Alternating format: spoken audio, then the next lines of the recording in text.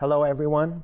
Thank you for joining us here today at Makino's Experience Center in Makino Diamond headquarters in Auburn Hills, Michigan.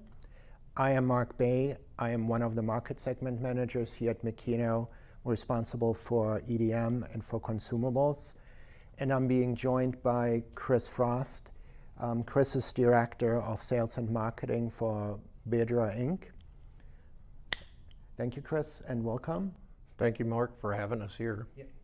And this is going to be a series on EDM wire manufacturing, where we're starting off with just presenting the history of wire manufacturing as it goes back a few thousand years, and of course not EDM related at all at that point, but we want to put it into like a little bit of a historic perspective.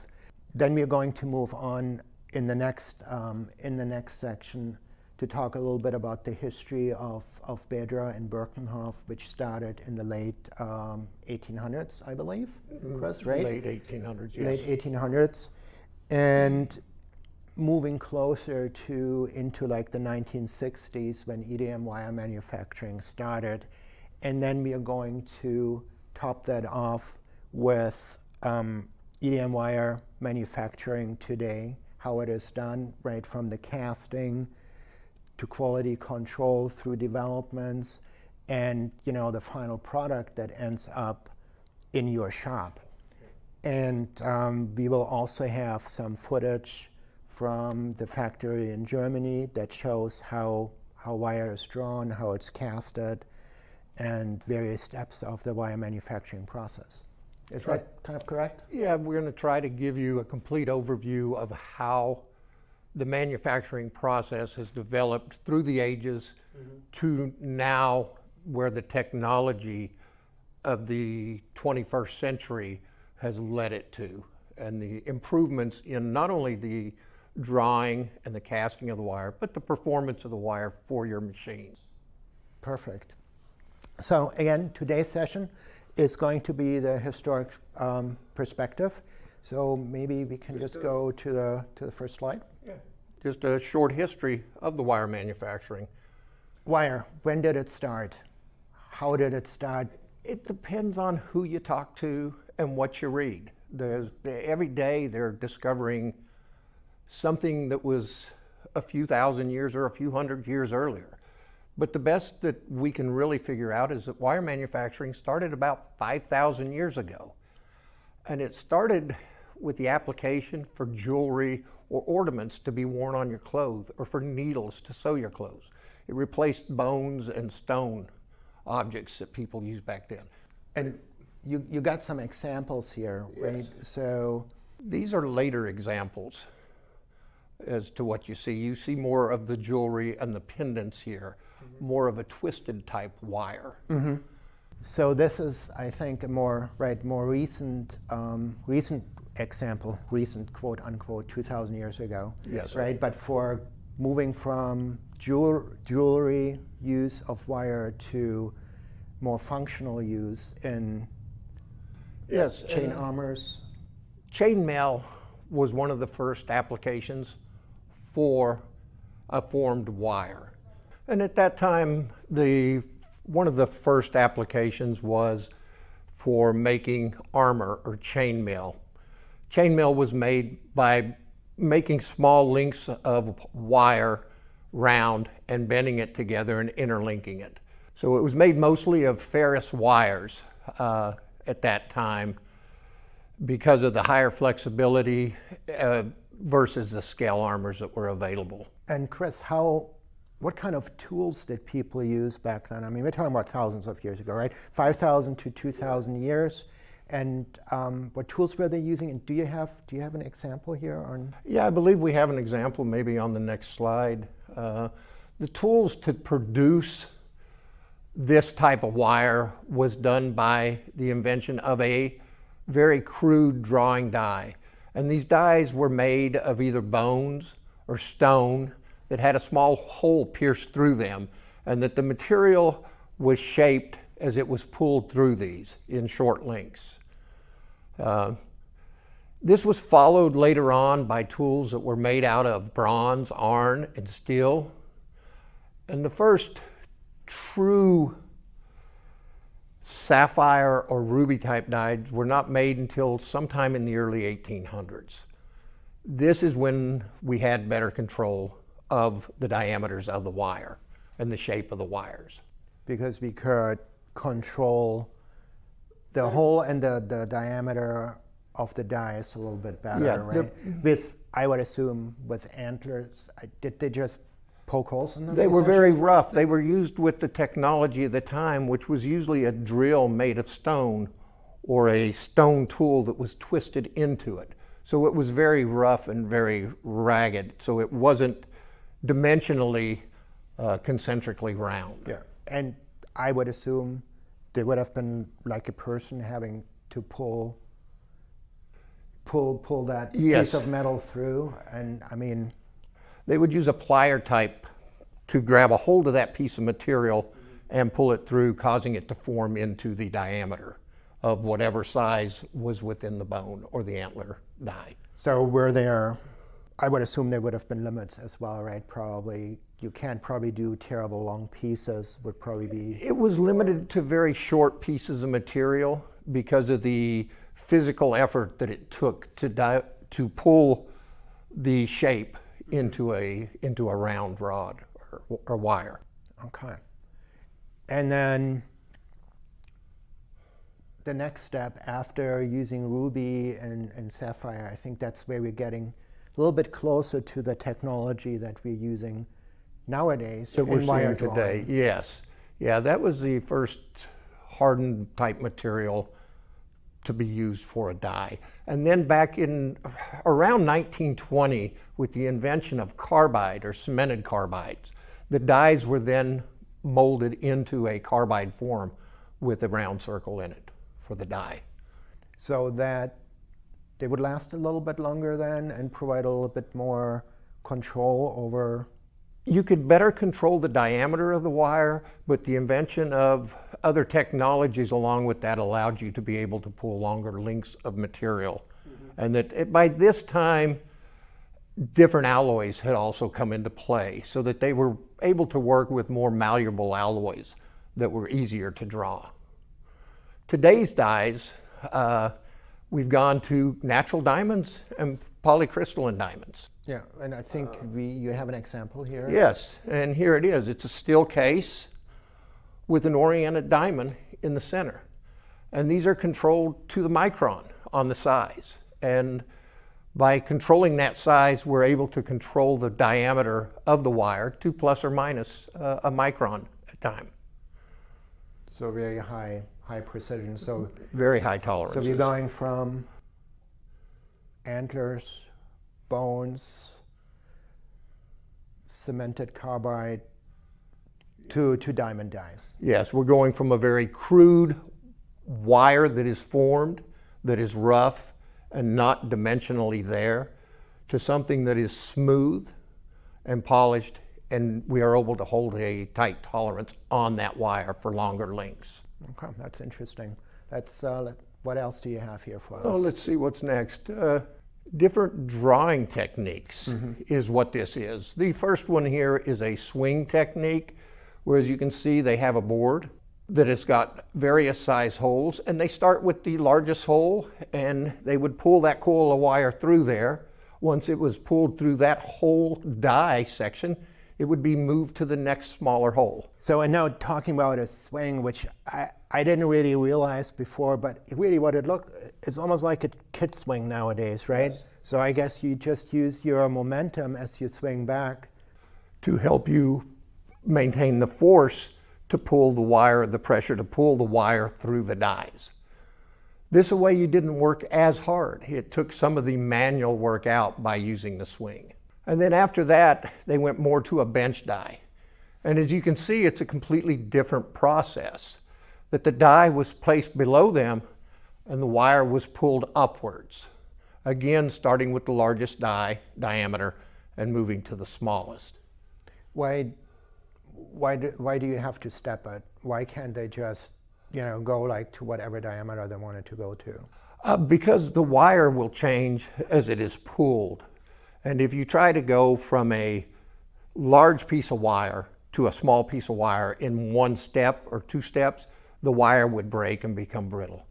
Does that still apply to today's EDM wire manufacturing? Yes, it does, Mark. Today's, and we'll go into it later in some screens, there are many dies within the process and many other processes to anneal the wire and to soften the wire so to make the drawing easier so that the product can be, or the wire can be, more uniform and consistent throughout. Drawing dies with a crank. We have taken some of the physical exertion out of manufacturing the wire or drawing the wire, but we are allowing a mechanical process to take over the drawing of the wire through the dies.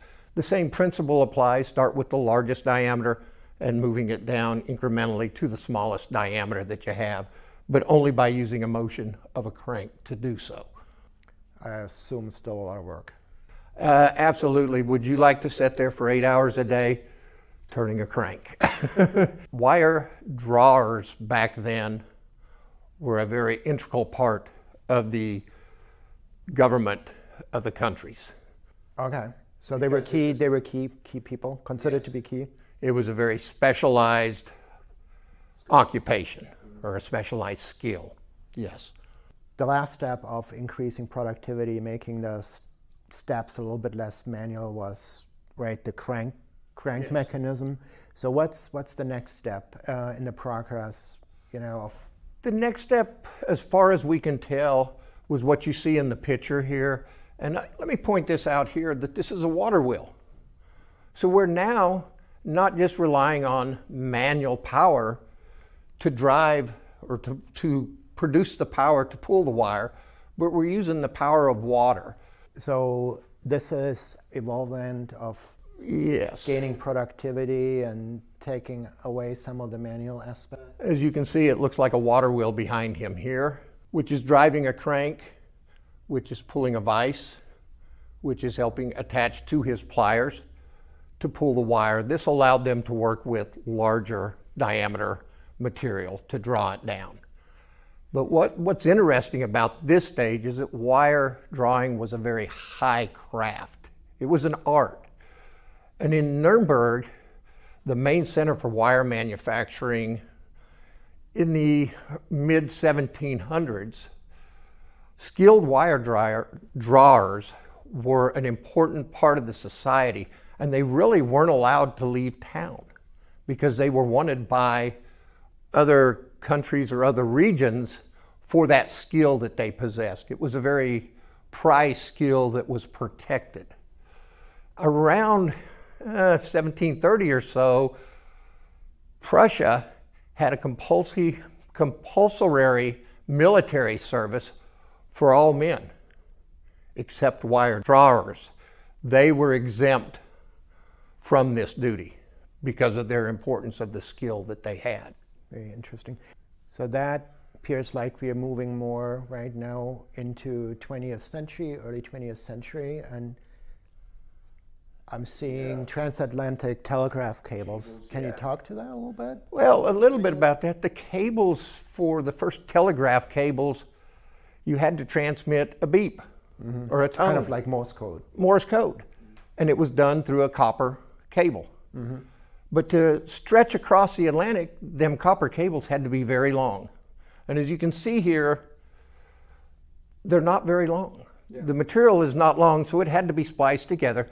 But then once it was there, it had to be encased to be protected from the ocean and the elements. And again, they started moving on to cover these cables so that they could stretch that across the Atlantic. And it also looks like maybe this is right a step further. Is that like a steam engine or like? It looks like it's a steam system in the back that is pulling the dies or pulling the wire through the dies. And as you can tell, the drums here are different sizes so that they are mechanically pulling the wire through where just 100 years earlier, a human being was having to pull that wire through, and then wire was. And here we have a steam engine taking that wire to stages. And we'll see in some other slides that will explain how this come into play. And this is where Karl Birkenhoff, his sons, had a big play in this technology. As you can see here, the first multi-pass drawing machine was invented by one of Karl Birkenhoff's sons. Karl was the founder of Birkenhoff, which is now Bedra EDM. And this is a wire that we are talking about today. The first multi-pass drawing machine was invented by his sons in the late 1800s. They used a very small set of dies that had 3 stages here that they started at 1 diameter, and they could take it down 3 stages at a time through this process with no manual intervention. So you're going from larger to a little bit smaller, to a little bit smaller, to a little bit smaller. The steps that we've seen in the first dies where they manually had to pull through 1 die, produce through the 2nd die, the 3rd die to step down. This was done all at once. So 3 or 4 steps could be done at once with this. Where we come in today now, this is how Bedra runs wire through their dies today. It is ran continuously and taking 9 steps to get down to the final size that you are seeing on the spool of wire that you use on your machines. And now we're going to show you a video from the facility in Germany that shows that process. Yes, that will show the dies and the drawing process. So here we are looking at the drawing process? We're looking at part of the drawing process. What we're not seeing here are the dies. Yeah. Okay, we're looking at the coolant or the lubricant to keep the wire cool and clean as it's running through the different stages to different dies that are hidden back here in these cabinets. This, you're mentioning the lubricant, and it looks very watery. What's it used for, and why doesn't the wire rust after well, we've done the this? lubricant is a chemical compound within the fluid itself. And that fluid is used to do a couple of different actions. One is to clean the wire before it goes through the next stage of dies or the next diameter of die, and also to help cool the wire and keep the wire at a constant temperature as it's being processed through there so the material does not become work hardened as quickly. And then is there a step afterwards where the wire is dried or cleaned or something? Yes, the wire as you've seen it going through these die systems is spooled onto a large spool, and that spool goes through a couple of other processes before the final spool that you see on your machines is produced. Okay. But as you've seen on the pictures earlier, dies were stacked usually, and that the pulleys were pulling the wire. What they have done here is that the same process is here, but as you can see, we have many stages. So within these compartments of these boxes are various sizes of dies, polycrystalline and natural diamond dies, that are drawing this wire to different sizes, so that we can start with one continuous piece of wire on a mother spool and run it through here and come down to produce a long enough length of wire to the right diameter for the spool size that your machines use. And all these steps are contained within this one unit now, so that there's not separate stages to do that where the wire has to be broken off and done. It's all done continuously, nonstop. As you can see here with this picture, we're showing that the multi-pass principles are still used today in the manufacturing of all wires. This not only is EDM wire, but telecommunications wire, electronics wire, electrical wire, and even wire ropes of all kinds. And of course, the Wire EDM wire is there. Thank you all for joining us today in this first part of a series on EDM manufacturing and its history. Chris, thank you very much for sharing your knowledge about the history and about the process. And we're looking forward to taking questions from everybody. And if you look on the top right corner of your screen, you see the Q&A option. And then on the bottom right, you can just enter any kind of questions that you have. And please take this opportunity. We'll do our best to help you with those and to provide you some answers. Thanks, Chris. No, thank you, Mark, and thanks Makino and SST for having Bedra be part of your EC seminars. We're ready for your questions. All right. So thank you, everybody. Chris, so I've got a couple of questions so far, and the first one is, so where is EDM Wire going next? I mean, Mark, that's a very good question. Where is EDM Wire going next? It's come a long ways, since the 1970s to where we're at, to where we're today. We have many different types of wires and different phases of wires. With the invention now of the AI, the sky's the limit on where it's going to go. There's already wires codings being generated by AI. So the next generations of wires that are produced by this, by all the mills in the world, is going to be very exciting in the next 5 years. Does it mean what you were just saying is that, coatings are being developed that, let's say, the experts and the physicists that have been working on this and metallurgists or experts have not been able to come up with in the past? Yes, and it's also going to speed up the time from where the wire is a theory on a piece of paper to where they can produce a wire to have tested in the field. It's going to, increase the time, or decrease the time, I should say, of the process of the development of any type of new wires. Who would have thought that machine learning and AI has an impact on this? Quite interesting. I think it'll have in the future more of an impact than we realize. And got one more question right now, and it is, why does the same wire, so for instance, a standard brass wire that comes from different manufacturers or different mills, why does it perform differently? That's a real good question, Mark. There's mills throughout the world in a lot of different countries.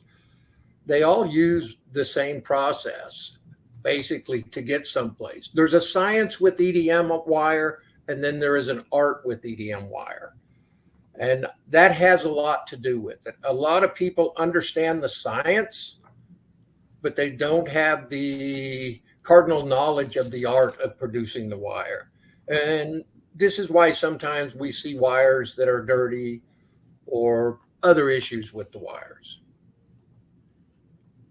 So it's manufacturing expertise, raw materials, quality control, all of those things. All them things, and then that final little piece, the art. The gentleman or the woman on that machine knowing how to tweak that machine just right to produce a consistent quality product. Mm-hmm. Yeah. Do you have, general recommendations for, is it still okay to only use brass wire, or should I always look at a coated product? Mark, a lot of time that's a personal choice by the operator or the owner of the shop. But what I would say is marry the part that you're cutting to the wire. So fully understand the differences, the features and the benefits of each wire, be it a brass wire, generation 1 or a generation 2 coated wire, or what a lot of people call the